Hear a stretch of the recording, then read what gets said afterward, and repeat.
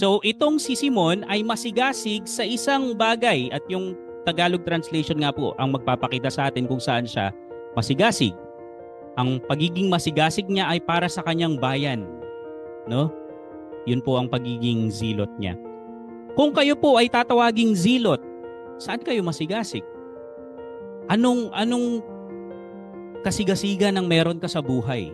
Masigasig ka ba sa trabaho, sa pag-aaral, sa gawaing bahay, sa pamilya, sa mga gusto mong gawin, basketball, mobile games? Saan ka masigasig? Sa umagang ito, hinahamon po tayo ng salita ng Diyos na maging masigasig tayo para sa Panginoon.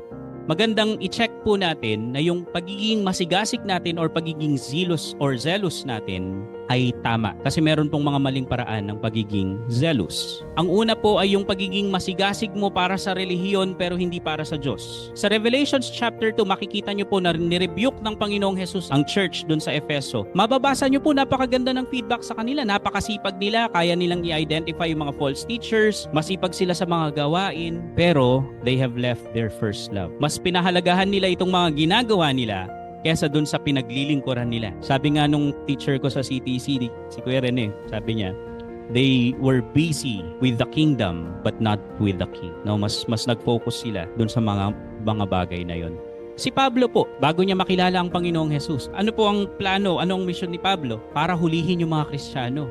At sa paniniwala ni Pablo, ginagawa niya yung bagay na yon para sa Diyos. Sa Philippians chapter 3 verse 6, ito po ang sinasabi ni Pablo. Kung tungkol naman sa sigasig ng pagsunod ko sa relihiyon ng mga Hudyo, inusig ko ang iglesia. Bago makilala ni Pablo ang Panginoong Jesus, siya po ay masigasig sa kanyang relihiyon. To the point na ang kinakalaban niya na ay ang Diyos. Iniisip po ng marami na ang relihiyon ay mabuti. To a certain point, yes. Pero alam niyo po ba na ang relihiyon ang isang ginagamit ng kaaway para hadlangan ang mga tao papunta sa Diyos? Yan po ang nangyari kay Pablo. Sa tingin niya, pinaglilingkuran niya ang Diyos sa pamamagitan ng relihiyon niya bilang Hudyo. Pero yun pala, ang Diyos na ang kanyang kinakalaban.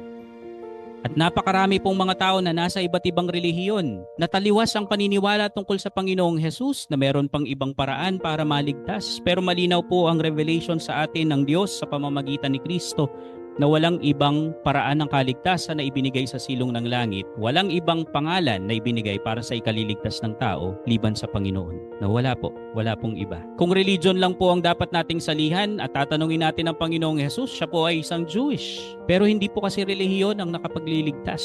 At gaya ng nakita natin sa example nila Pablo, ang pagiging religious ay pwedeng maging hadlang sa pagitan ng tao at ng Diyos.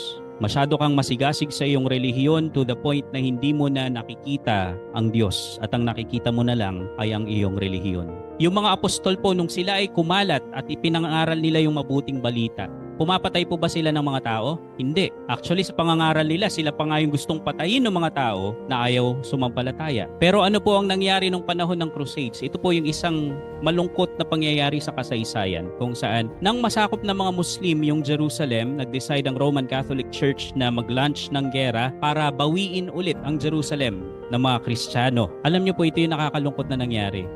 Papunta sila sa Jerusalem, lahat ng madadaanin nilang Jewish or Muslim communities. Kung hindi sasampalataya sa Panginoon, kung hindi magiging Kristiyano, ano po ang gagawin nila? Papatayin nila. Ganyan po ang ginawa ng Crusaders. Hindi po yan ginawa ng mga apostol. Hindi yan ginawa ng early church. Sa mga pangangaral nila Pablo at ng mga apostol, marami po ang hindi sumasampalataya. Pinapatay ba nila? Hindi nila pinapatay yung mga yun. Nalulungkot pa nga sila eh. Yan po yung mga taong mas pinapahalagahan yung kanilang relihiyon kaysa sa Diyos. And yes, posibleng maging masigasig ka sa relihiyon, pero kalaban mo pala ang Diyos.